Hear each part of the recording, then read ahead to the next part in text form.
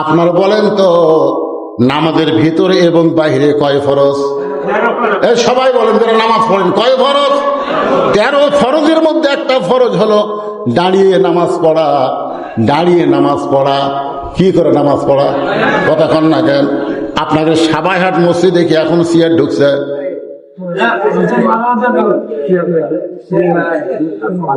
এই মসজিদে কি চেয়ার ঢুকছে? মাঝে মাঝে কি না না শোনেন, মাঝে মাঝে হলে হবে না তো। আপনি মসজিদে তো সবার জন্য নামাজ না পাগলা, জামাতে নামাজ এটা সবার জন্য না। আল্লাহ কোরআনে বলেছেন লা ইউকাল্লিফুল্লাহু নাফসান ইল্লা উসাহা। আল্লাহ বলেছেন তোমার কষ্ট হবে এমন কিছু আমি আল্লাহ তোমাকে চাপাইয়া দেইনি। তোমার কষ্ট হবে এমন কিছু আমি আল্লাহ তোমাকে চাপাইয়া দেইনি। আপনি বলেন তো সরকারি চাকরি কি সারা জীবন? এ কথা কম, সরকারি চাকরি কি সারা জীবন? একটা বয়সে সরকারি চাকরি করা লাগবে, বুড়া বয়সে কিন্তু সরকারি চাকরি হবে। সরকারি চাকরি একটা বয়সে শুরু করা লাগে আর একটা বয়সে চাকরি শেষ হয়। আপনি বলেন তো চাকরি শেষ হওয়া মাত্র কি তার সবই বন্ধ করে দেয়? সরকারি চাকরি শেষ হলো কিন্তু বসে থাকা বেতন পায়। ধরে কোন কথা ঠিক কথা কন না কেন ভাই? তো সরকারি চাকরি যেমন আল্লাহর নামাজ তেমন। আল্লাহর নামাজ সব বয়সে আদায় করা যাবে না। আল্লাহ নামাজ সরকারি চাকরির মতন যৌবন বয়সে শুরু করা লাগবে। এমন একটা বয়স হবে তখন যদি আপনি জামাতে নামাজ না পড়তে পারেন, আপনি যেভাবে যেখানে নামাজ পড়েন না কেন, আর সরকার যেমন পেনশন দেয় আল্লাহ তেমন পেনশনের সওয়াব আপনাকে দান করে দিবে। জামাতে নামাজ পড়তে গেলে 1 নম্বর শর্ত হলো কাতার সোজা করা। জোরে কোন কি সোজা করা? হেঁটে বেঁকা কাতার করে আপনি যত বড় কাতার করেন না কেন আপনি কিন্তু জামাতের সওয়াব পাবেন না। জামাতের সওয়াব পাইতে গেলে পায়ের গোড়ালির সঙ্গে গোড়ালি মিল করা লাগবে। কোন মসজিদের মধ্যে যদি চেয়ার ঢোকে ওই কাতারের মধ্যে যত মানুষ নামাজ পড়বে সেই কাতারে চেয়ার থাকবে, ওই কাতারের মুসল্লির নামাজ হবে কিন্তু 27 গুণ সওয়াব থেকে তারা বঞ্চিত হবে। যেই কাতারে চেয়ার থাকবে ওই কাতারের লোকের নামাজ হবে কিন্তু 27 গুণ সওয়াব থেকে কি হবে? কথা কয় না, বঞ্চিত হয়ে যাবে। কারণ পায়ের গোড়ালির সঙ্গে গোড়ালি মিল করে দাঁড়ান লাগবে। এখন যেই কাতারে চেয়ার আছে ওই কাতারে চেয়ারটা আপনি পরের কাতারে দেন। পরের কাতারের লোক যদি কয় আমরাও 27 গুণ নেবো, ওরাও পরের কাতারে দিবে। ওরা যদি মনে করে আমরাও 27 গুণ নেবো, এক সময় দেখবেন চেয়ার আর মসজিদের মধ্যে চেয়ার থাকবি না, সব বারান্দার যাবে। ধরে কোন কথা ঠিক কিনা? তোরা চেয়ার আলাদা বারান্দার পর মসজিদের মধ্যে ঢুকে আমাকে 27 গুণ সওয়াব আমরা নষ্ট করবার দিব না। কথা কন ভাইজান। কারণ আপনি যদি যৌবন বয়সে নামাজ পড়ে থাকেন, শক্তি এরকম সাহস নিয়ে দাঁড়ানোর মতন যদি ক্ষমতা আমাদের না থাকে, চিন্তা করে দেখেন, তার মানে বোঝা যাবে, বিশ্বাস করতে হবে আমাদের সবচাইতে নিকটতম জিনিসের নাম কি? মানে সবচাইতে নিকটে, এর চাইতে নিকটে আর কিছু নাই। সবচাইতে নিকটে যদি মৃত্যুকে বিশ্বাস করি তাহলে আপনি বলেন তো মাগরিব এশার নামাজ বাদ দেওয়া যাবে? এ ভাই যুবকেরা কথা বলো, মাগরিব এশার নামাজ বাদ দেওয়া যাবে? সবচাইতে নিকটতম মৃত্যু, কখন মরবো আমরা কেউ জানি না। তাহলে আপনাদের মধ্যে কারা কারা মাগরিব এশার নামাজ না পড়ে আওয়াজ শুনতেছেন? না, হাত তুলবারও কম না।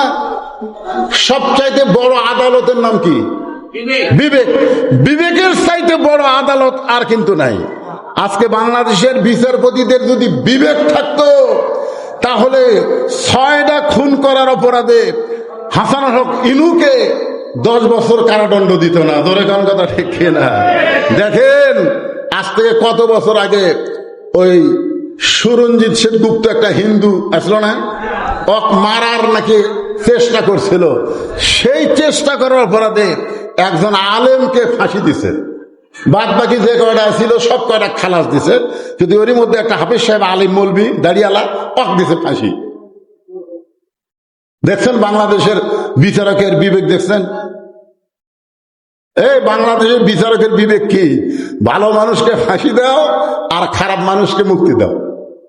তার মানে এটা বিশ্বাস করতে হবে যেই দেশে কোরআন আছে, কোরআনের সমাজ নাই, ওই দেশের বিচারক আছে, বিচারকের বিবেক নাই। জোরে কোন কথা ঠিক কিনা? কারণ সবচাইতে বড় আদালতের নাম হলো বিবেক। আপনার বিবেককে আপনি প্রশ্ন করেন যে এসা পর্যন্ত বাঁচার গ্যারান্টি আপনার আছে? জোরে কোন কথা, হক কথা জোরে বলেন না কেন?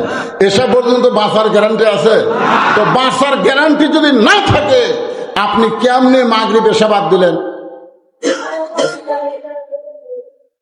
একটা গানও আছে, কেমন করে ঘুমাও তুমি ফজর করে কাজা,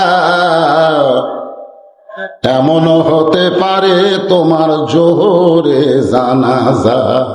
পারে কি পারে না? করে এখন এই জন্য আল্লাহ তাআলা বললেন, খলাকাল মাউতা ওয়াল হায়াতা, আমি আল্লাহ তোমাদের মৃত্যু আর জীবনকে সৃষ্টি করেছি। এই কারণে মৃত্যু আর হায়াতকে আমি আল্লাহ সৃষ্টি করেছি, লিয়াবলুয়াকুম, তোমাদেরকে পরীক্ষা করা হবে। আর তোমাদের পরীক্ষার সাবজেক্ট হলো আহসানু আমালা, তোমাদের পরীক্ষার বিষয়টা হলো সুন্দর আমল। আর যত সুন্দর আমল আছে আল্লাহর পক্ষ থেকে, তার মধ্যে 1 নম্বর আমলের নাম হলো নামাজ। আপনারা বলেন তো, যত আমল আছে 1 নম্বর আমলের নাম কি? এই নামাজ পড়লে কি হয়? নামাজ পড়লে কি হয়? আল্লাহ কোরআনের মধ্যে বলেছেন, ইন্নাস সালাতা তানহা আনিল ফাহশাই ওয়াল মুনকার, একমাত্র নামাজই পারে মানুষকে যাবতীয় পাপাচার এবং অশ্লীলতা থেকে হেফাজত করতে। আপনাদের এলাকায় যুবকেরা যত খারাপি করতেছে, আমাকে বলে হুজুর যুবকদের ভালো হওয়ার ওয়াজ করবেন, যুবকেরা যেন মাদক মুক্ত হয়, যুবকেরা যেন জুয়া মুক্ত হয়। আমাদের এলাকার যুবকেরা অনেকে পরকিয়া করে, প্রেম করে, খারাপ কাজ করে। এই যুবকদেরকে ভালো হওয়ার ওয়াজ করবেন।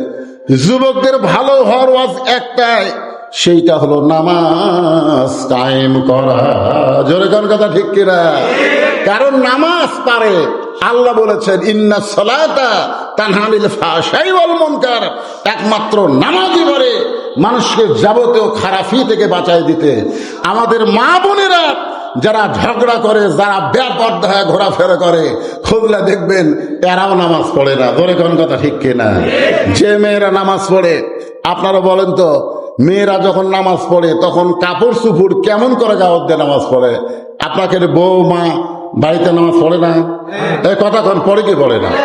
আপনি দেখছেন মেয়েরা যখন নামাজ বাড়িতে পড়ে তখন কিভাবে ঢাকা ঢুকে নামাজ পড়ে দেখছেন? কিছু বার করে থয়। তাহলে যেই মেয়ে 5 ওয়াক্ত নামাজ পড়বে, নামাজই তাকে পর্দার শিক্ষা দিবে। ধরে কোন কথা ঠিক কিনা? তুমি আল্লাহর কাছে দাঁড়ায় নামাজ পড়তেছো, তুমি কিভাবে নামাজ পড়তেছো ঠিক সেইভাবেই তুমি চলাফেরা করবা।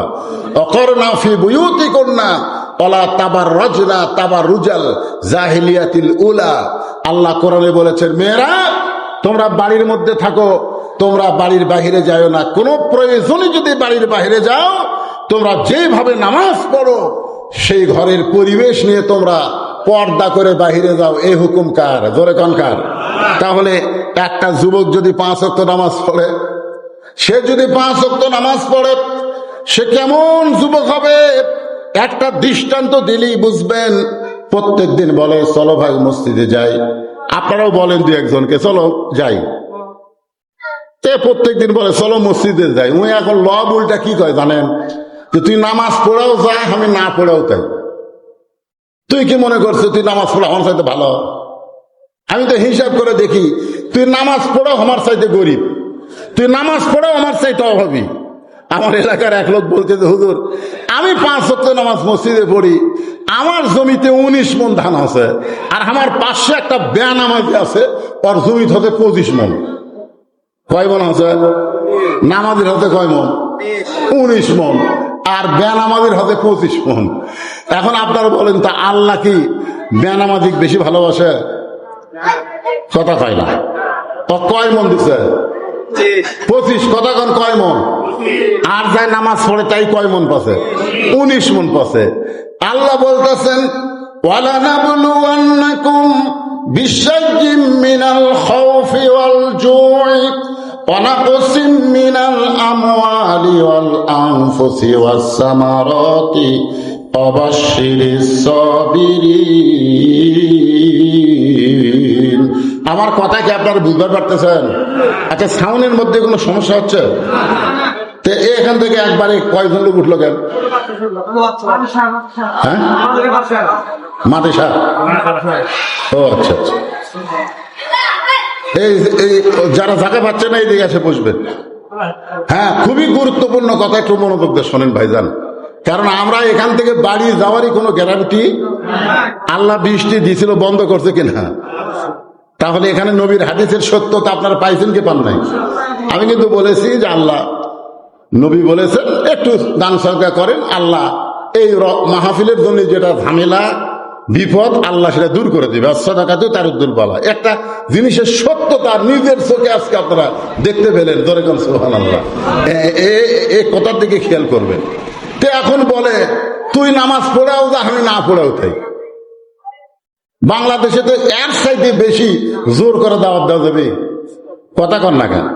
এক নিজের ছেলেকে আপনি পারবেন 7 বছর থেকে তালিম দেওয়া, নিজের জন্ম দেওয়া সন্তানকে আপনি পারবেন 7 বছর থেকে কি দেওয়া, আর 10 বছর থেকে নিজের জন্ম দেওয়া পারে? ভ্যাসটাকেও পারবেন না, লাঠিকেও পারবেন না। নিজের জন্ম দেওয়া সন্তানকে আপনি 7 বছর থেকে নামাজের তালিম দিবার পারবেন, আর 10 বছর থেকে জোর করে নামাজ ধরাবার পারবেন। যদি 10 বছর মসজিদে যাবার না চায়, ওর 5 হাত বাইরে মসজিদে নিয়ে যাওয়া লাগবে। আমার কথা কি বুঝলেন? তা আপনি কি নিজের ছেলে ছাড়া অন্য কারো পিছনে বাড়ি দিবার পারবেন? তো নিজের ছেলেকেও তারা 10 বছরে বাড়ি দেননি, মনে মনে চিন্তা করছেন একদিন পড়বি, একদিন পড়বি, এই মনে করে আপনি আর কিছু কমনি। এখন দেখেন ওই কিন্তু বিশ্বকাপের খেলা দেখার জন্য চেতন পায়। ধরে কোন কথা ঠিক কিনা? আর আজ সারা তো খাইনার নাম শোনার পরে ওই চেতন পায় না। এরকম পাটা আছে না নাই?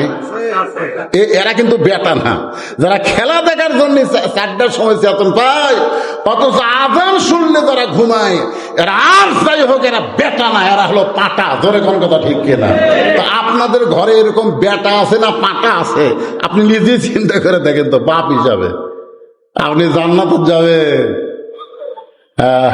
আপনার বেটা বিশ্বকাপের খেলা দেখবি, নামাজ পড়বি না, আর আপনি বাপ মসজিদের সামনে কাতারে নামাজ পড়ে জান্নাত যাবে। কি মনে হয় যাবে? আল্লাহ কোরআনে বলেছেন কু আনফুসাকুম ওয়া আহলিকুম নার, জাহান্নামের আগুন থেকে বাঁচতে গেলে তুমি একলা বাঁচতে হবে না, তোমার আহাল পরিবার রাষ্ট্র সমাজের সবাইকে বাঁচানোর চেষ্টা করা লাগবে। ধরে কোন কথা ঠিক কিনা? এখন চেষ্টা করা, এখন তার আমাকে সেই শক্তি নাই যে মারিয়া পিটা নামাজ ধরা পারবো। তো গাওয়া থাকতে বলে চলো যাই, ওই কয় তুই নামাজ পড়াও যা, আমি না পড়াও তাই, তুই আমার চাইতে ভালো দেখা। চিন্তা শুরু করলো কি করব। এমন সময় আল্লাহর কোরআন বলতেছেন উদউ ইলা সাবিলি রাব্বিকা বিল হিকমা মাউইজাতিল লিল হাসানা। জোরে কান আল্লাহু আকবার। আল্লাহ কোরআনে বলতেছেন যখন কাড়ু বাড়ু করে হবি না, মানে হাত পাও ধরে কাড়ু বাড়ু করে, আমার বগুড়ার ভাষা বুঝতে পারতেছেন না? আপনারা কি কন? কাড়ু বাড়ু হাত পাও ধরে যখন হচ্ছে না, তখন আপনি কি মারবার পারবেন? আল্লাহ বলেছেন আল্লাহ রাস্তায় তুমি তাকে দাওয়াত দাও হিকমতের সাথে। এখন সবাই হাটে 4টার সময় ধরে বলতে চল যাই, তখন রাগ করে বলতেছে কি রে 4টার সময় কি? আসরের নামাজ তো 5টায়, মানে হানাফি জামাতের মধ্যে আসর 5টায়, আর আহলে হাদিসের মধ্যে 4টায়। মনে করেন আমি হানাফির কথাই বলতেছি, তো আসরের নামাজ কয়টা হয় আপনাদের এখানে সবাই হাটে? 5টায় হয়। তুই 4টায় ধরছে হাত, তো করছে এখন কোন নামাজ? এখন তো কোনো নামাজ নাই। আসর হলো 5টায়, জোহর হলো 1টায়, তুই 4টার সময় আমার হাত ধরলো কেন? তখন বলতে ভাই রে, সারা জীবন তো নামাজের দাওয়াত দিয়ে রেজাল্ট হলো আমি নামাজ পড়েও যা, তুই না পড়েও তাই, যে কান ধরে তওবা করছি, তো কার নামাজের কথা কম না। তাহলে আজকে হাত ধরার কারণ বলে, আজকে হাত ধরার কারণ হলো চা খাওয়া। চা খাবার যায়। আপনার বলেন তো, নামাজের দাওয়াত দিলে যে গরম হয়, চা খাওয়ার দাওয়াত দিলে কি গরম থাকবে? দুটাই কিন্তু দাওয়াত, একটা হলো নামাজের দাওয়াত, একটা হলো চা খাওয়ার দাওয়াত। দাওয়াত কিন্তু ঢুকবে ঠিকই, কিন্তু তালা মধ্যে চাবি ঘুরবে না। চাবি যদি না ঘোরে তাহলে তালা কেমনে খুলবে? তখন বলে আল্লাহ, চাবি তো ঢুকলো কিন্তু চাবি তো ঘুরতেছে না। আল্লাহ তখন বলবে, তালার মধ্যে 5টা দাগ আছে, তোদের চাবির মধ্যেও 5টা দাগ থাকা লাগবে। দাগে দাগে মিল হবে, কুট্টুস করে তালা খুলবে। এখন দেখ তো তোদের চাবির খবর কি? তখন জুম্মা পাটি বলবে, আল্লাহ আমাদের চাবি হলো তেলতেলা, চাবির মধ্যে কোনো দাগ নাই। আল্লাহ বলবেন, এই 5টা দাগ হলো 5 ওয়াক্ত নামাজ। যাদের 5 ওয়াক্ত নামাজ আছে তারাই কেবল জান্নাতের মধ্যে ঢুকতে পারবে। ধরে গেল সুবহানাল্লাহ।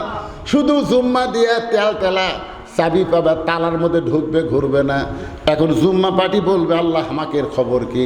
আল্লাহ তখন বলবে, জান্নাত দেখে ফেরত।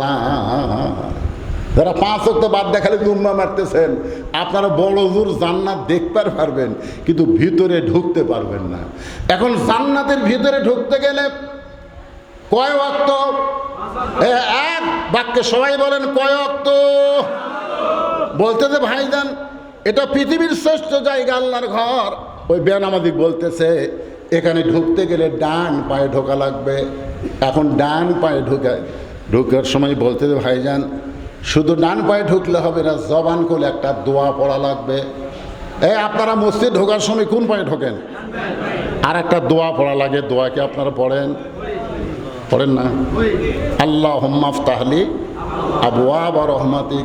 আচ্ছা, আপনারা যে দোয়াটা পড়লেন, এই দোয়ার বাংলা অর্থ কি? প্রায় 20 বছর হলে নামাজ পড়ে ওই লোকটা ডান পায়ে ঢোকে, দোয়াও খায়। তা আমি একদিন কইলাম, চাচা এই যে আপনি এত বছরের নামাজ পড়তেছেন, ডান পায়ে ঢুকতেছেন, নিয়মও ঠিক আছে, দোয়া পড়তেছেন, এটাও ঠিক আছে, এই দোয়ার বাংলা কি? তখন বাড়ি, আমি তো বাংলা জানি না। কইতে, আমি তো আরবি মুখস্থ করছি, এত বাংলা অর্থ জানি না। 20 বছর হলে দোয়া পড়তেছে, এখন পর্যন্ত অর্থ জানে না। এক হিন্দুর বাড়ি মুসলমান এলাকাত, বুঝছেন, মাঝে মধ্যে মসজিদে ধার দেওয়া যায়, আর শুনবার পায় সামি আল্লাহু লিমান হামিদা।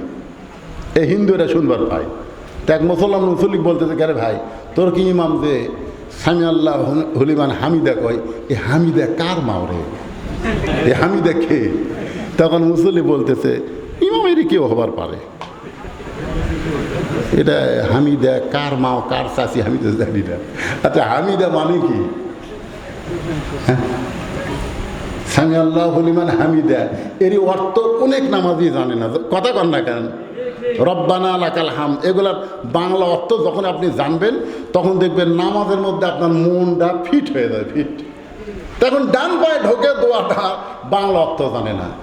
এখন লোকটা বলতেছে, ভাইজান জবান খুলে একটা দোয়া পড়তে হবে, আল্লাহুম্মা ফতাহলি আবওয়াবা রহমাতিক। এবার দোয়াটা পড়ে যেই মাত্র বেনামাজি বারান্দায়, এমন সময় নামাজি এক দৌড়ে সামনে কাতারে গিয়ে আল্লাহকে বলতেছে, আল্লাহ আমার দায়িত্ব শেষ, তোমার দায়িত্ব শুরু। নামাজি এখন মসজিদের সামনে কাতারে গিয়ে কাক বলতেছে? আল্লাহ বলতেছে, আমার দায়িত্ব শেষ, তোমার দায়িত্ব শুরু। আমার দায়িত্ব হলো একটা বেনামাজি বান্দাকে মসজিদের মধ্যে ঢুকানো। এর বেশি দায়িত্ব কিন্তু আমাকে না। এই কথাটা খেয়াল করবেন, আমাকে দায়িত্ব কি? বেনামাজিকে যেভাবেই হোক, টাকা খরচ করেই হোক, আর হাত পা ধরেই হোক, আর আইনের মাধ্যমে হোক, যেভাবেই হোক মসজিদের মধ্যে ঢুকানো। বর্তমানে বাংলাদেশে আইন পাশ করে এখনো নামাজের বিল সংসদে পাশ হয়নি। ধরে কথা কন না কেন ভাইজান? এবারে সংসদে কিন্তু আবার কি হলো রে?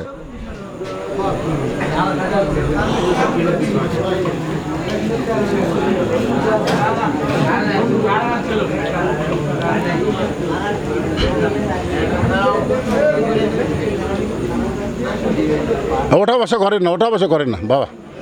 যে কয়েকজন আছেন একটু অন্ধকার হয়েছে, ওঠা বসা করেন না, বসেন।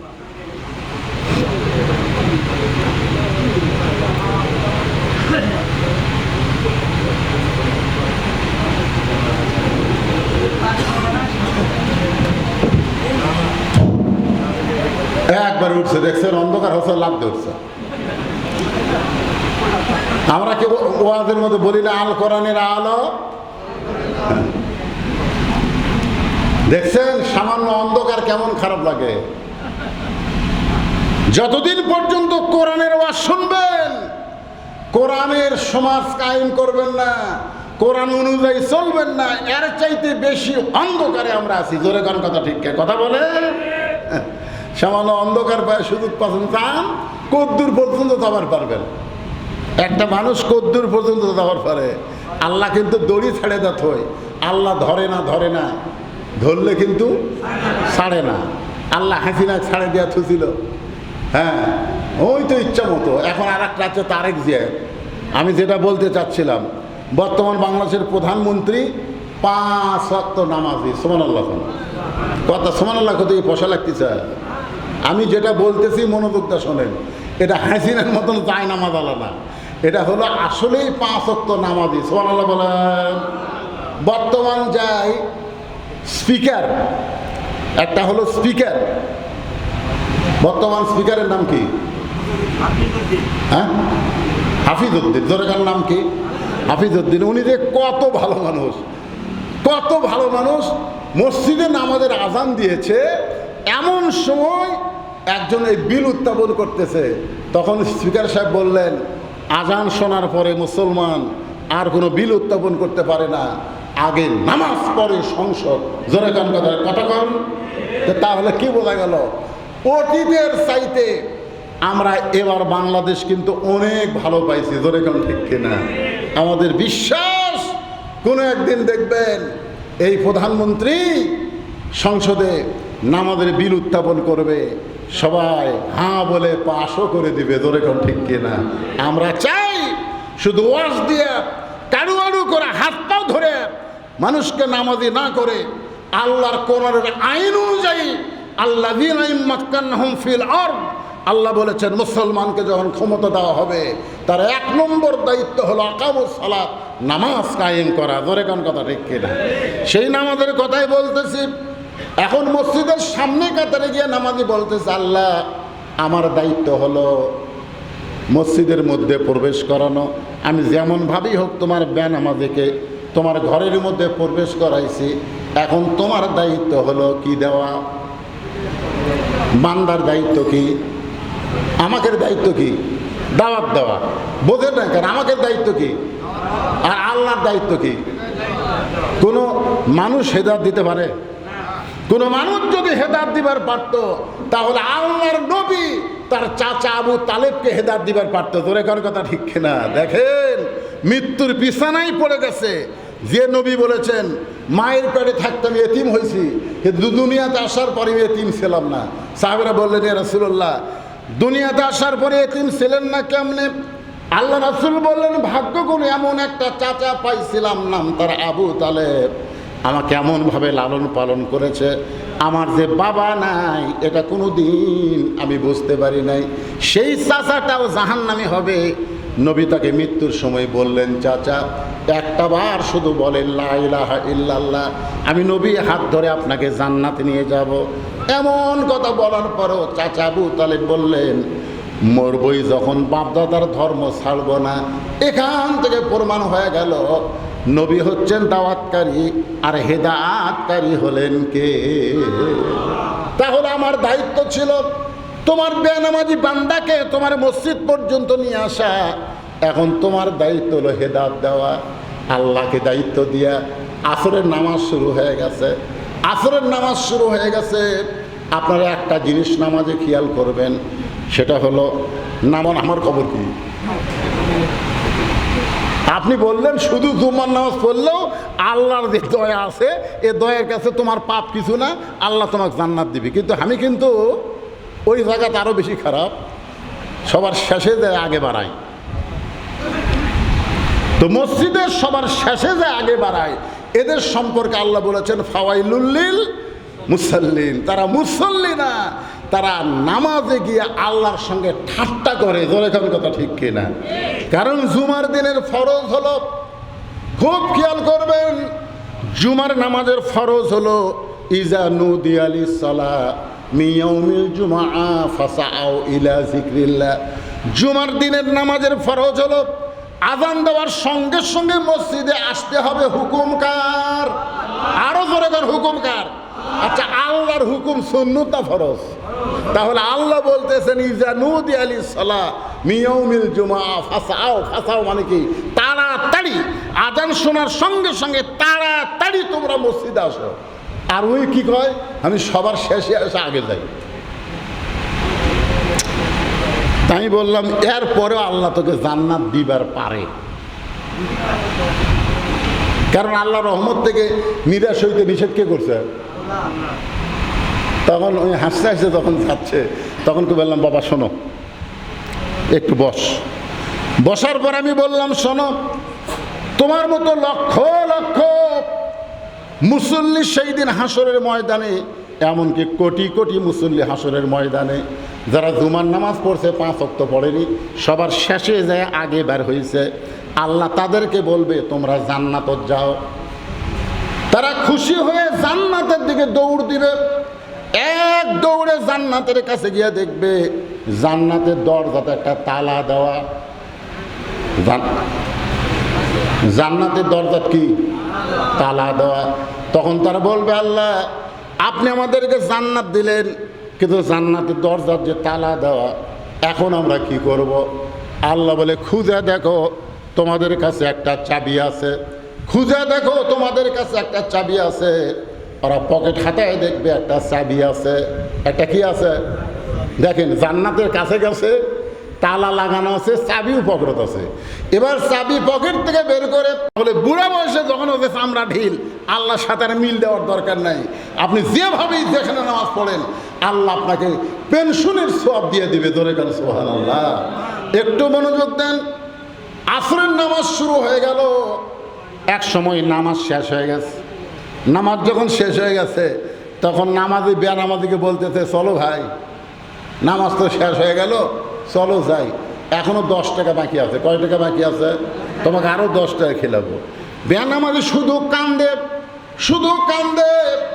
নামাজি বলতেছে ভাইজান কি জন্য কান্দেছ? তখন বেনামাজি বলতেছে ভাই রে, এতদিন বুঝতে পারি নাই নামাজের মধ্যে এত শান্তি, রুকুর মধ্যে এত শান্তি, সেজদার মধ্যে এত শান্তি, এটা আগে কোনোদিন বুঝি নাই। আজ থেকে আল্লাহর ঘরে তওবা করলাম, বাকি জীবনে আর কোনোদিন নামাজ বাদ দিব না, সব বাদ দিব, কিন্তু নামাজ কোনোদিন বাদ দিব না।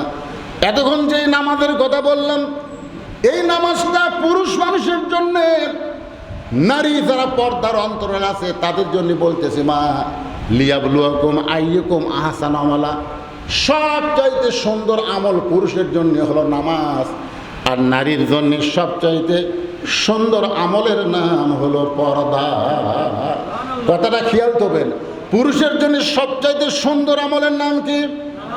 আর নারীর জন্য সবচাইতে সুন্দর আমলের নাম হলো পর্দা। পর্দা যদি না থাকে নারীর একটা ইবাদত আল্লাহ কবুল করবে না।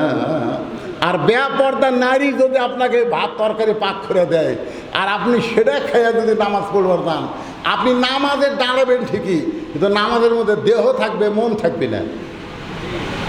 কথা কয় না? কি থাকবে? দেহ থাকবে কিন্তু কি থাকবে না? হাদিসে আছে বিস্তারিত, হুজুরি কলব ব্যতীত করছেন কালেও নামাজ তোর হবে না।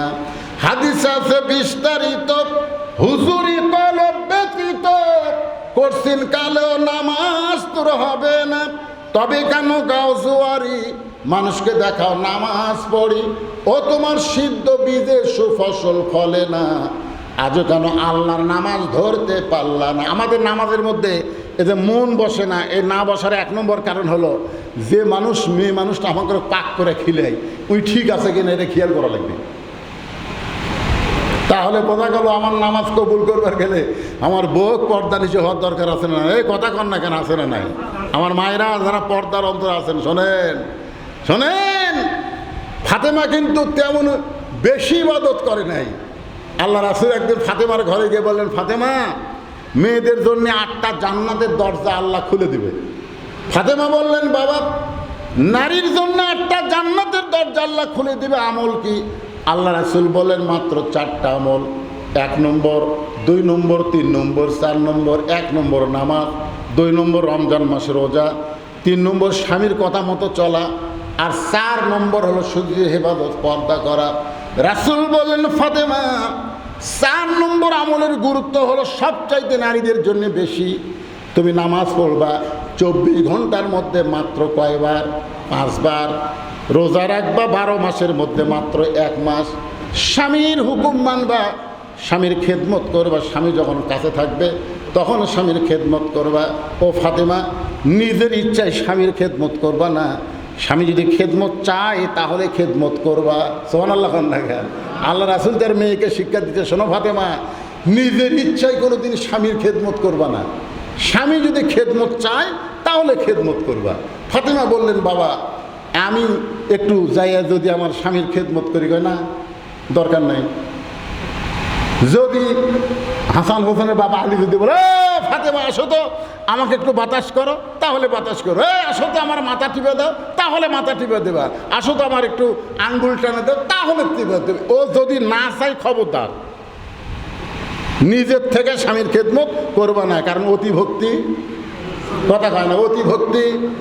দেখবেন হঠাৎ যদি আপনার বউ আপনাকে বেশি ভক্তি করতেছে, বাতাস করতেছে, পাও টিপতেছে, হাত টিপতেছে, বুঝবেন ওর খারাপ মতলব আছে।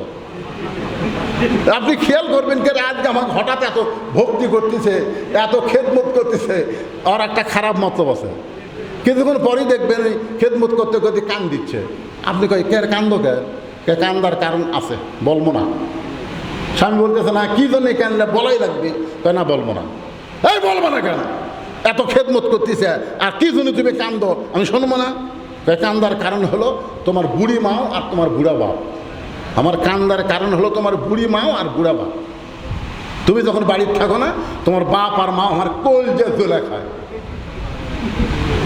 তুমি যদি বাপ মায়ের সাথে থাকো তাহলে আল্লাহর রাস্তা আমাকে বাপের বাড়িতে পাঠিয়ে দেয়।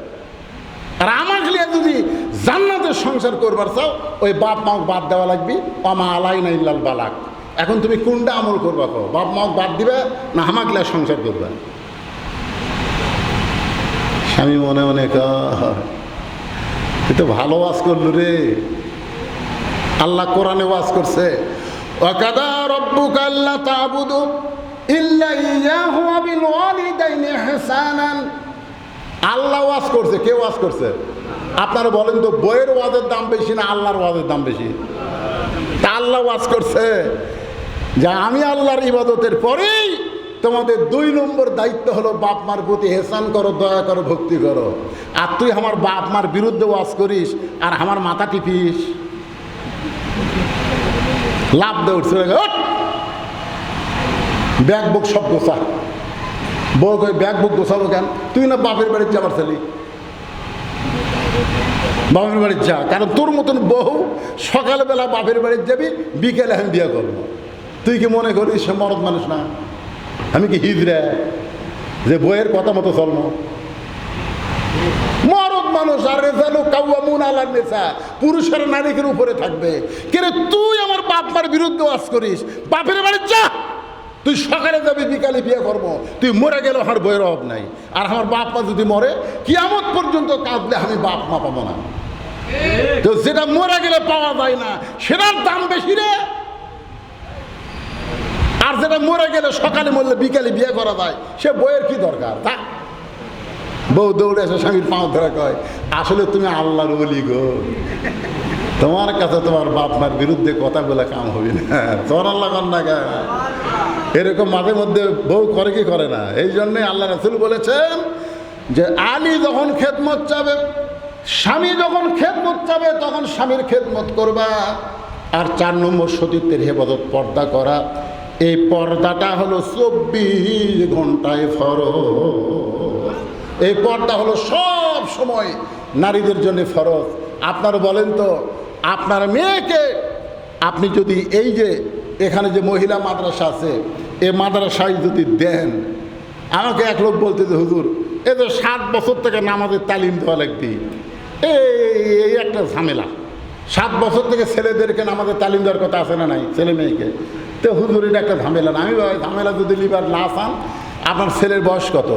7 বছর, তাহলে মাদ্রাসায় ভর্তি করে দেন। আমাকে কী করলেন হুজুর? এখন আপনি যদি ঝামেলা লিবার না চান, যে 7 বছর থেকে তালিম দেওয়া, 10 বছর থেকে মারাফিটা নামাজ ধরানো, এই ঝামেলা যদি লিবার না চান, তাহলে মাদ্রাসাত ভর্তি করে দেন। প্রাইমারির দিলে হবি না, মাদ্রাসাত দেওয়া লাগবে। ধরে কোন ঠিক কিনা? কারণ আমার 2টা মাদ্রাসা আছে, একটা হলো ছেলে মাদ্রাসা, একটা মেয়ে মাদ্রাসা। তো আমার ছেলে মাদ্রাসায় কোনো ছাত্র ভর্তি করে দিলেই শিক্ষকরা নিয়ে যায়, কিন্তু আগে কায়দা ফিবারা দেয় না। আগে লিওজের কথা আমি বলতেছি, কোন ফরজ কয় রাকাত এটা কিন্তু সবাই জানে, ধরে কেন জানে, কে জানে না? আর যারা পড়ে তারা তো জানে। ইমাম সাহেব যদি আসরের 4 রাকাত নামাজে 3 রাকাতে বসে, মনে করেন 2 বৈঠক আছে, ধরে কেন কয় বৈঠক? 1 বৈঠক হলো 2 রাকাত পর, আর 1 বৈঠক হলো 4 রাকাত পর, ঠিক কিনা বলেন? কিন্তু ইমাম সাহেব 2 রাকাত পরে বসিছে, আবার 3 রাকাত পরেও বসে গেছে। তো এখন সমস্ত মুসল্লি যারা সামনে আছে তারা চিন্তা করতেছে যে হুজুরও যা আমরাও তাই, মানে একটু দেয় তু বিহাদাল ইমাম থে, মানে আমরা এই ইমামকে অনুসরণ করি, হুজুরও যা আমরাও তাই, এই মনে করে তারাও বসে আছে। কিন্তু চতুর্থ কাতারে একজন অটো ভ্যান চলায়, ধরে এখন কি ভ্যান চলায়? অটো ভ্যান চলায়। ওই চিন্তা করে কেন আসরের নামাজের বৈঠক 2টা ঠিকই আছে, কিন্তু 2 রাকাত আর 4 রাকাত পরে। কিন্তু ইমাম সাহেব 2 রাকাতে বসলো, আবার 3 রাকাতে বসলো, তাহলে তো বৈঠক ঠিক নাই। এই মনে করে অটো ভ্যানওয়ালা বলছে আল্লাহু আকবার। এই আল্লাহু আকবার শুনে ইমাম যদি মনে মনে কয় যে 41 সালের আগে আমি উঠবো না, আমি বসেছি হাসিনার মতন, আমি আর উঠবো না, এই মনে করে যদি ইমাম সাহেব স্বৈরাচারী হয়ে বসেই থাকে, আপনারা বলেন তো ভ্যানওয়ালার আল্লাহু আকবার শোনার পরে মসজিদের মুসল্লি কার পক্ষে হবে? ইমামের পক্ষে না ভ্যানওয়ালার পক্ষে? কি জন্য হবে? কারণ ভ্যানওয়ালা যেটা করছে ওটা ঠিক, ইমাম যেটা করেছে এটা হলো ব্যাঠিক। জোরে কোন কথা ঠিক কিনা?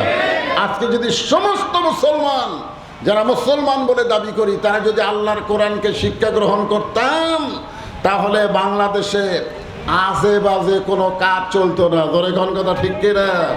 এই জন্য আল্লাহর শুকরিয়া আদায় করি, যেই কিতাবের প্রথমেই আল্লাহ বলেছেন যে এর মধ্যে কোনোই সন্দেহ নাই।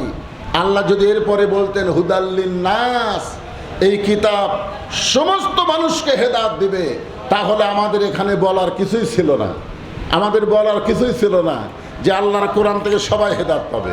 কিন্তু এখানে আল্লাহ তাআলা কেবাসিরি করে বললেন হুদাল্লিল মুত্তাকিন, কেবলমাত্র মুত্তাকি বান্দা বান্দি যারা আল্লাহর কোরআন থেকে হেদায়েত পাবে তারা। ধরে কোন সুবহানাল্লাহ। ভাই মাইকের সাউন্ড তো ঠিকই আছে, আবার কি হাত দেয় ভম ভম করলে কিন্তু জনগণ কিছুই বুঝতে পারবে না। তো এখন সেই কিতাব আল্লাহ আমাদেরকে দিলেন, যার মধ্যে কোনো সন্দেহ, সবাই বলেন সন্দেহ, আর পাইকারি হারে সবাই হেদায়েত পাবে না। এখান থেকে হেদায়েত নিতে গেলে মুত্তাকি হওয়া লাগবে, হুদাল্লিল মুত্তাকিন। এখন মুত্তাকি কারা হবে?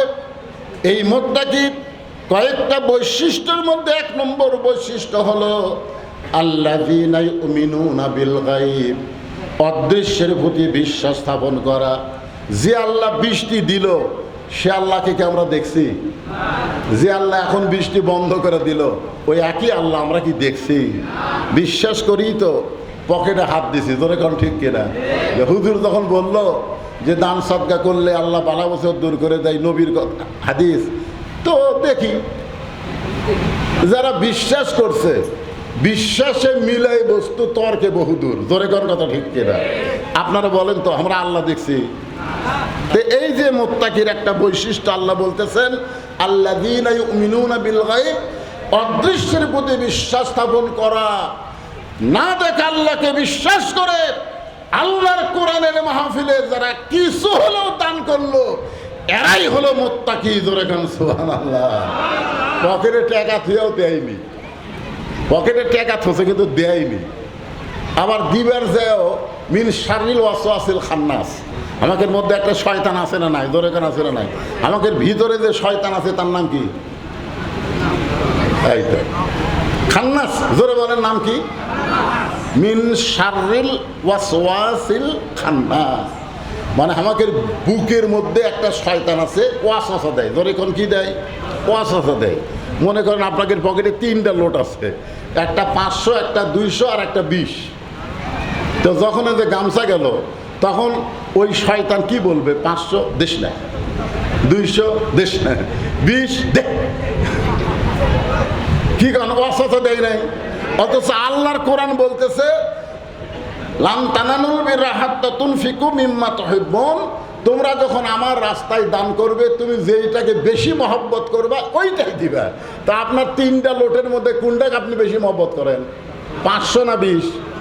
তো 500 থেকে 20 দিচ্ছেন, তার মধ্যে এখানেও শয়তান কিন্তু খুশি হচ্ছে, যাক দান কর, কিন্তু ছোট লোট ছেঁড়া লোট, মানে দেখবেন যে চাদরের মধ্যে জেলা টাকা পাওয়া যাবে, অধিকাংশ টাকা হলো পটি দেওয়া, তালি দেওয়া, ছেঁড়া, এইগুলো টাকা পান আলা লেয়নি, চা আলা লেয়নি, মারিয়া দে গামছা।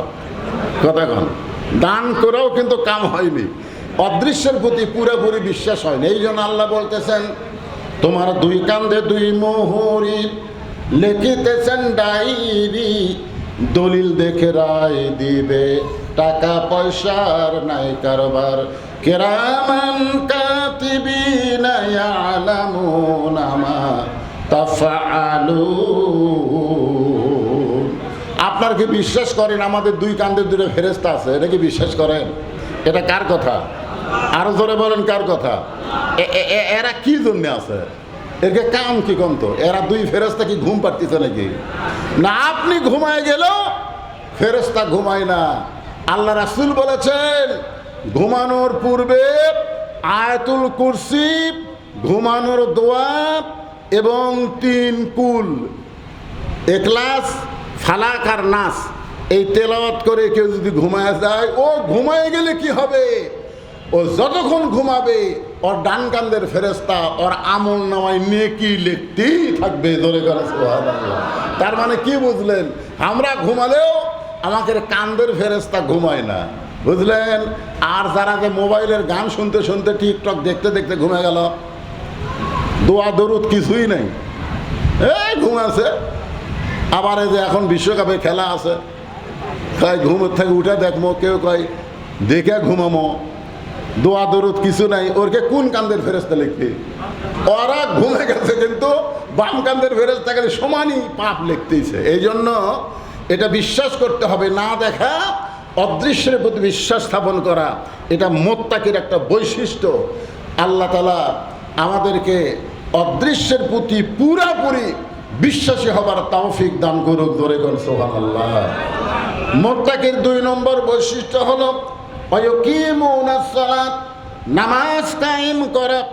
এটা মুত্তাকি, যারা কোরআন থেকে হেদায়েত নিবে তাদের 2 নম্বর বৈশিষ্ট্য হলো কি? কায়েম করা। নামাজ পড়া না রে পাগলা, নামাজ কায়েম করা। ওয়ায়ুকিমুনাস সালাত, নামাজ কি করা? কথা কয় না। আচ্ছা, কায়েম করা আর পড়া এই দুটার মধ্যে তফাৎ কি? আমাদের বাংলাদেশের লোকেরা তো কায়েম করে না, খালি পড়ে। সবাই বলো চলো নামাজ পড়বার যাই, নামাজ পড়বার যাই, এই কথা কয় কি কয় না? চলো নামাজ পড়বার যাই। নামাজ কায়েমের কথা কেউ আমরা কই? নামাজ কায়েম মানে কি? হ্যাঁ, জামাতের সাথে নামাজ পড়ার নামে কায়েম করে, এক ভাই বলতেছে। তাহলে মনে করেন বাড়ির মধ্যে 6 জন লোক আছে, মুরব্বি জামাতে গেছে, ছেলেরা কেউ যায়নি, ওই মসজিদে যায় জামাতে নামাজ পড়তেছে, এটার নাম কায়েম? কি কোন এটার নাম নামাজ কায়েম করা? নামাজ কায়েম আমাদের বাংলাদেশে হয়নি। বাংলাদেশে বহু মসজিদ হয়েছে, বহু মসজিদে জামাত হয়। আপনারা বলেন তো আপনার এলাকায় কোন ওয়াক্তে নামাজে মুসল্লি বেশি হয়? না না, নামাজ তো 5 ওয়াক্ত, তার মধ্যে শুক্রবার দিনে একটা নামাজ হয়, তার নামাজ কি? জুমার নামাজ। যেই দিন বাংলাদেশে জুমার নামাজে যত মুসল্লি হয়, তত মুসল্লি যদি ফজরের নামাজে হয়, বুঝবেন সেই দিন নামাজ কায়েম হচ্ছে। ধরে এখন সুবহানাল্লাহ। আপনারা বলেন তো ভাই, এখন জুমার দিনে মুসল্লি বেশি না ফজরে মুসল্লি বেশি? আপনারা বলেন তো 5 ওয়াক্ত নামাজের মধ্যে সবচাইতে গুরুত্বপূর্ণ নামাজ কোনটা? ফজরের নামাজ। যেই নামাজ বাড়িতে পড়লেও হবে না, যেই নামাজ জামাতের নামাজ না পড়লে রাসূল বলেছেন সে মুনাফিক হবে। ফজরের নামাজ জামাতে আদায় না করলে কি হবে? কথা কয় না, কি হবে? মুনাফিক হবে। যাই বললো জামাতে নামাজ পড়ায় কায়েম করা, আপনার বলেন তো মসজিদে ফজরের খবর কি? এই 3 জুলাই, তার মানে কায়েম হয়নি, তার মানে কায়েম হয়নি। আল্লাহ রাসূল নামাজ পেয়েছে নবুয়তের 10ম বৎসরে। খুব খেয়াল করেন, নবীর নবুয়তের 10ম বৎসরে মেরাজ হয়েছে। ওই মেরাজে আল্লাহ রাসূল 5 ওয়াক্ত নামাজ পাইছে। ধরে কোন কয় ওয়াক্ত নামাজ? 5 ওয়াক্ত নামাজ পাইছে। এই নামাজ পাওয়ার পরেও নবী 3 বছর মক্কায় ছিলেন। 5 ওয়াক্ত নামাজ পাওয়ার পরেও নবী কয় বছর? 3 বছর মক্কায় ছিলেন। একদিন নবী আল্লাহকে বললেন, আল্লাহ, কোরআনে আপনি যতবার নামাজের কথা বলেন প্রত্যেক জায়গায় বলেছেন আকিমুস সালাত, নামাজ কায়েম করো, নামাজ কায়েম করো। ইকরাউস সালাত, নামাজ পড়ো, নামাজ পড়ো। এ কথা তো কোরআনের কোনো জায়গায় নাই। কোরআনের যত জায়গায় নামাজের কথা আছে কি আছে? আকিমুস সালাত। জোরে কান কি আছে? আকিমুস সালাত, নামাজ কায়েম করো। তো আমি তো নামাজ পাইলাম ঠিকই, কিন্তু নামাজ তো কায়েম করা যাচ্ছে না। তা আল্লাহ বললেন, ইয়া রাসূলুল্লাহ, আপনাকে আমি নামাজ দিয়েছি নামাজ পড়ার জন্যে না, নামাজ কায়েমের জন্যে। তো রাসূল বলতেছে নামাজ তো কায়েম হচ্ছে না, মক্কার তো নামাজ কায়েম করার পরিবেশ নাই।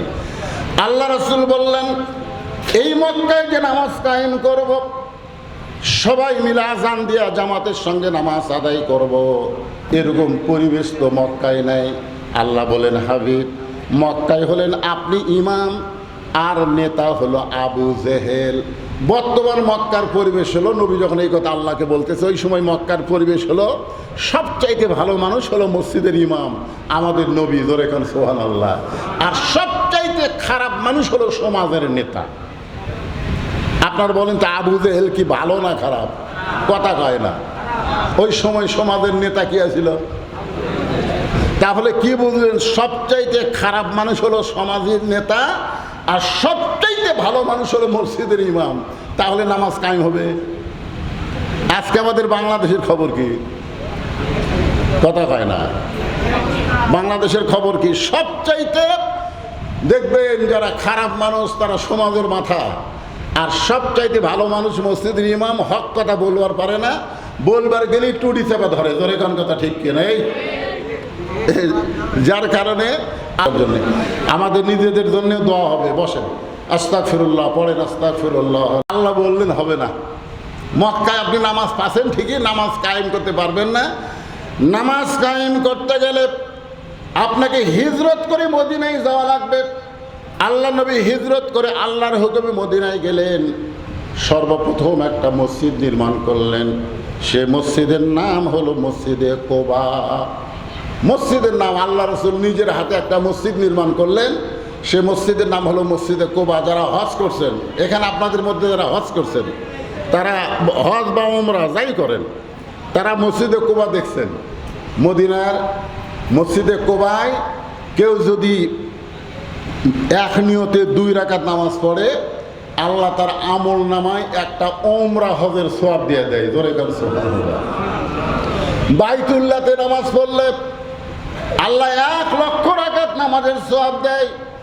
মসজিদে নববী বাইতুল মুকাদ্দাসে নামাজ আদায় করলে কোনো হাদিস আছে 50,000, কোনো হাদিস আছে 1000 রাকাত নামাজ পড়ার সওয়াব পাওয়া যায়। আর আল্লাহ নবী সর্বপ্রথম যেই মসজিদ নির্মাণ করেছেন, সেই মসজিদে কেউ যদি নামাজ পড়ে, আল্লাহ তার আমল নামায় একটা উমরা হজের সওয়াব দিয়ে দেয়। এখন চিন্তা করেন মসজিদে কোবার দাম এত বেশি কেন হলো?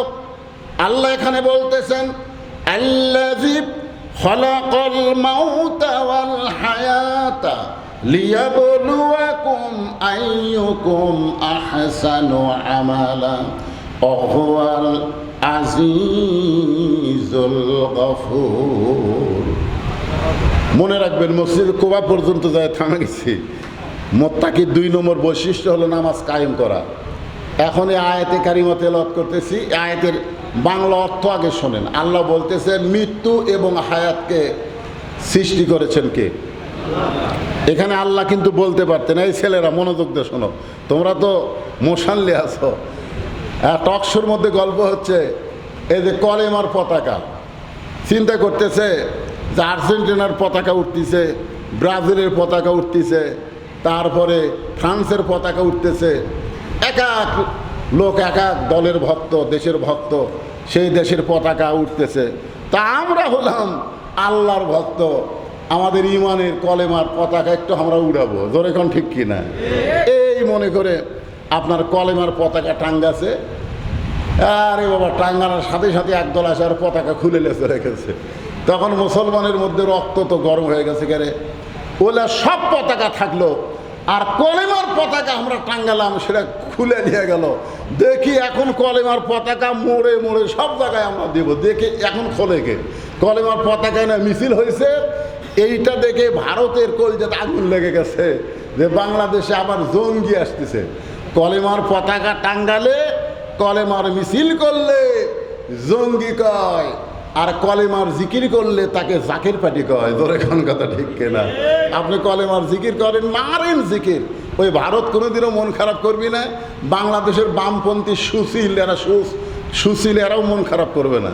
কিন্তু যখনই কলেমার মিছিল করবেন, কলেমার পতাকা টাঙ্গাবেন, তখন আপনাদেরকে জঙ্গি ট্যাগ দেওয়ার চেষ্টা করবে। ধরে কথা কন্যাকার ভাই, হ্যাঁ, যারা কলেমা পড়া যুবক একটু মনোযোগ দিয়ে শোনো।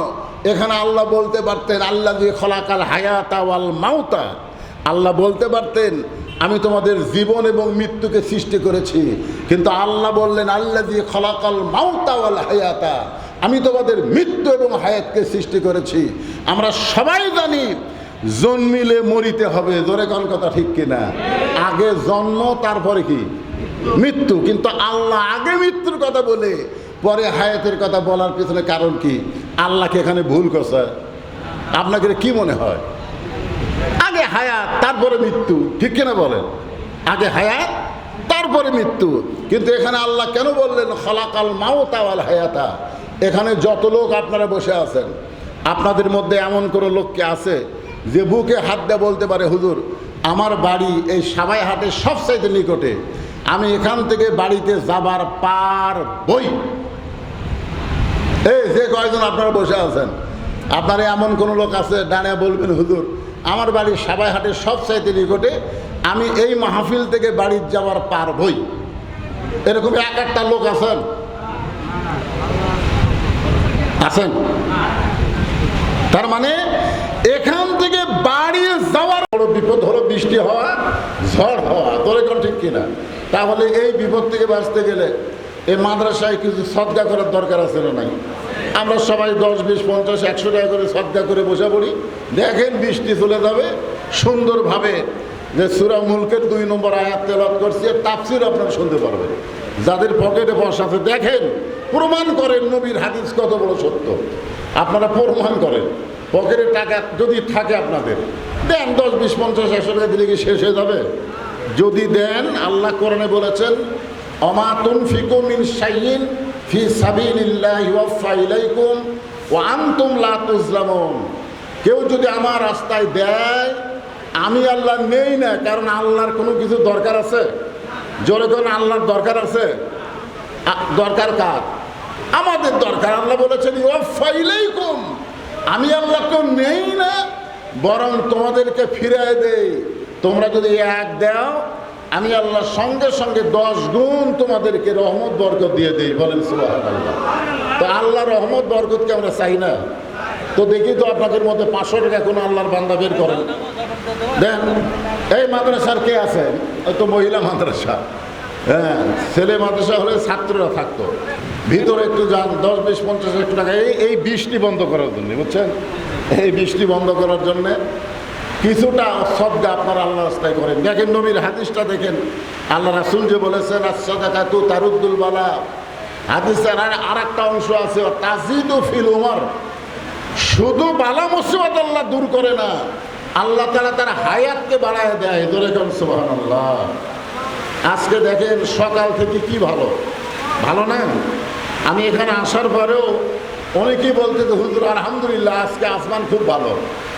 গত রাত্রে 11টার সময় বৃষ্টি শুরু হয়েছে, 11টায়। আজকে ঠিক একই অবস্থা, 11টায় বৃষ্টি শুরু হবে, কিছুক্ষণ বৃষ্টি হওয়ার পরে বন্ধ হবে। দেন, সবাই দেন না কেন ভাই?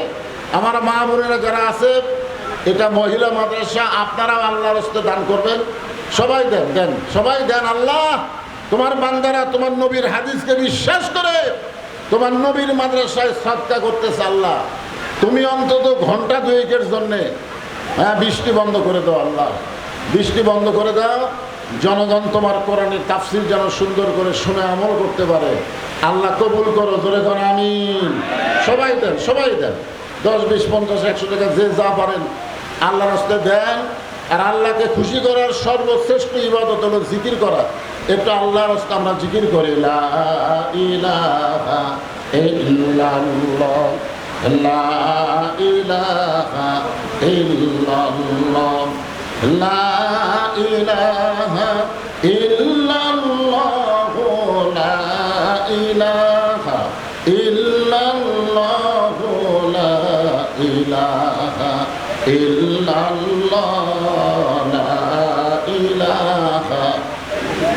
আল্লাহ, তোমার নবীর হাদিসকে বিশ্বাস করে তোমার বান্দার অল্প হোক বেশি হোক তোমার নবীর মাদ্রাসায় দান সাদকা করেছে। আল্লাহ, তোমার কোরআনের কথা শুনতে আইছে তারা বাড়ি ঘর ছেড়ে।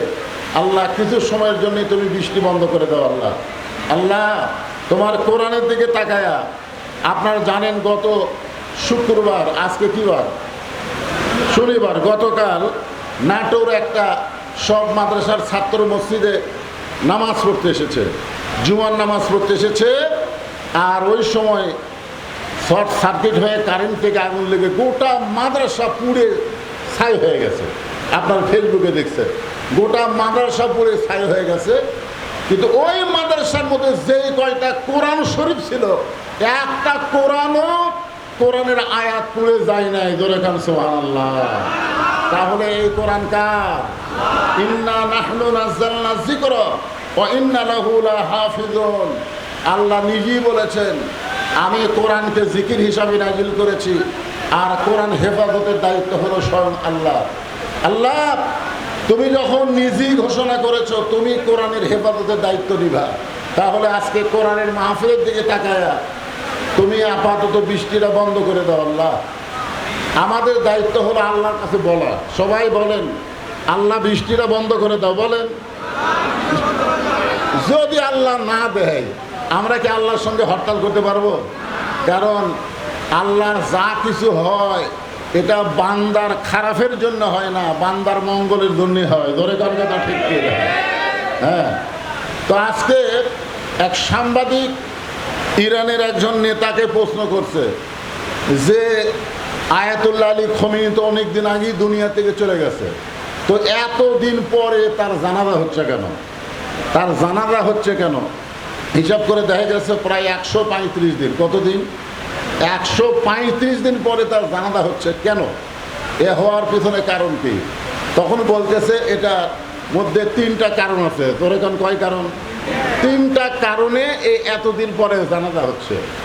কারণ ইরানের মুসলমানেরা আল্লাহ নবীর পরেই এই আয়াতুল্লাহ আলী খোমেনিকে এত ভালোবাসে, যদি তারা একেবারে ঢালাওভাবে প্রচার করে যে আমাদের নেতা মারা গেছে, তাহলে ইরানের মানুষের মন ভাঙ্গা পাবে। আর মন ভেঙে গেলে তখন তারা কিন্তু আর ওই বেঈমানদের সঙ্গে যুদ্ধ করতে পারবে না। বলে কোন ঠিক কিনা? আপনারা বলেন তো, এবার আমেরিকা ইরান ইসরায়েলের যুদ্ধে আমেরিকার কিন্তু পরাজয় হয়ে গেছে। ধরে কোন কথা ঠিক কিনা? এখানে কিন্তু অস্ত্র লাগেনি, এখানে লাগছে ইমান। ধরে কোন কি লাগছে? ইমান লাগছে। আজকে আল্লাহ তাআলা আমাদেরকে পরীক্ষা করতেছে বৃষ্টি দিয়া, ঝড় দিয়া। দেখি তোমরা এই বৃষ্টি ঝড়ে তোমাদের ইমানের পরিপক্কতা কতটুকু। এই জন্য আমি আপনাদের সামনে যে আয়াতে কারিমা তেলাওয়াত করেছি, আমার কথা কি আপনারা শুনতে পাচ্ছেন? আলহামদুলিল্লাহ। আজকের এই মাহফিলের সম্মানিত সভাপতি, আজকের এই মাহফিলের সম্মানিত প্রধান অতিথি, আজকের এই মাহফিলের সম্মানিত সহসভাপতি সহ সম্মানিত সুধীজন, সম্মানিত ওলামায়ে কেরাম, আল্লাহ তাআলা এই অবস্থায় আমার সামনে যে সমস্ত বান্দাদেরকে কবুল করেছেন, পর্দার অন্তরালে যে সমস্ত মা বোনেরা বসে কোরআন হাদিসের আলোচনা শুনতেছেন, আমি সবাইকে অন্তরের অন্তঃস্থল থেকে শুভেচ্ছা জ্ঞাপন করছি। এই মুহূর্তে জানতে চাচ্ছি, এই অবস্থায় আপনারা সকলে কেমন আছেন? মাশাআল্লাহ, আলহামদুলিল্লাহ। আল্লাহ, এই অবস্থায় তোমার বান্দা তোমার শুকর আদায় করেছে। কারণ আল্লাহ রাসূল বলেছেন, আলহামদুলিল্লাহি আলা কুল্লি হাল। কালা রাসূলুল্লাহ, রাসূল বলেছেন সকল অবস্থায় একমাত্র প্রশংসা করতে হবে কার? আল্লাহ। আমরা আল্লাহর প্রশংসা করব, হিসাব করে করব না, সর্ব অবস্থায় করব। কিন্তু এখানে তিনটা হিসাবের কথা আমি বলতেছি। এক নম্বর হিসাব হলো আল্লাহ তাআলা আমাদেরকে দয়া করে রহম করে মুসলমানের ঘরে মুসলমান হিসাবে কবুল করেছে, বলেন সুবহানাল্লাহ। এটা কিন্তু ওই রুহের জগতেই যখন আল্লাহ প্রশ্ন করলেন আলাস্তু বিরব্বিকুম, আমি কি তোমাদের রব নই? যে সমস্ত রুহুরা বলেছে বালা, আপনি হলেন আমাদের রব। যারা রুহের জগতে আল্লাহকে রব বলে স্বীকার করেছে, দুনিয়ার জগতে আল্লাহ কেবল তাদেরকেই মুসলমানের ঘরে কবুল করেছে, বলেন সুবহানাল্লাহ। তাহলে এদিক দিয়ে আমরা ভাগ্যবান, আমরা রুহের জগতে আল্লাহকে আল্লাহ বলে স্বীকার করেছি, রব বলে স্বীকার করেছি। আবার দুনিয়াতে আল্লাহ তার পুরস্কার স্বরূপ আমাদেরকে হিন্দু বৌদ্ধ খ্রিস্টানদের ঘরে না পাঠায়া সরাসরি জন্মগতভাবে মুসলমানের ঘরে কবুল করেছে। এতে আপনারা খুশি না বেজার? তাহলে জবান খুলে আর একবার বলি আলহামদুলিল্লাহ। আল্লাহর দরবারে প্রশংসা করার আর একটা কারণ হলো আল্লাহ আমাদেরকে যত বড়ই বিপদে পড়ি না কেন, দুনিয়ার বিপদ কোনো বিপদ না, আসল বিপদ হলো আখেরাতে। ধরে কোন ঠিক কিনা? আসল বিপদ কি দুনিয়াতে না আখেরাতে? এই জন্য একটা গান আছে, শুনছেন আপনারা? কি গান? আসেন আমার মুক্তার, আসেন আমার বারিশকার, শেষ বিচারের হাইকোর্টেতে তিনি আমায় করবেন পার, আমি পাপী তিনি জামিনদার। এই গানটা বলা হয়েছে আল্লাহর নবীকে উদ্দেশ্য করে।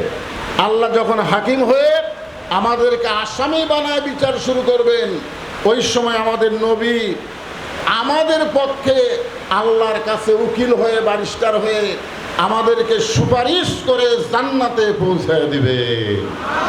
এখন আপনারা বলেন, এমন নবীর উম্মত হওয়াতে আপনারা খুশি না বেজার? তাহলে আর একবার বলে আলহামদুলিল্লাহ। এখন যে কোরআন থেকে আপনারা আলোচনা শুনবেন, এমন একটা কিতাব, যেই কিতাবের প্রথমেই আল্লাহ বলেছেন জালিকাল কিতাব লা রাইবা ফিহি হুদাল লিল মুত্তাকিন। এমন একটা কিতাব, যেই কিতাব সম্পর্কে আল্লাহ বলেছেন এর মধ্যে কোনো সন্দেহ। আপনারা বলেন এই কোরআনে কোনো সন্দেহ আছে? আচ্ছা, কিভাবে জানলেন এই কোরআনে যে সন্দেহ নাই? এটা কিভাবে জানলেন? বক্তারা বলেছে এই ওয়াজ শুনে জানলেন, না কোরআন পড়ে জানলেন? আর কথা কয় না।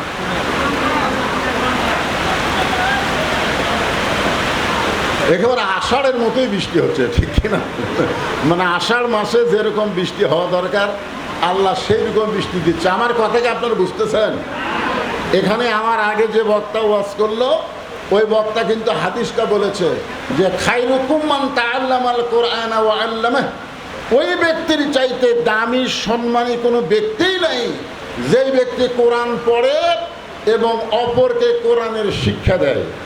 এই হাদিস দ্বারা কি বোঝা গেল? মাঝে মাঝে দুই একজনের জন্য কোরআন পড়া না সকলের জন্যে?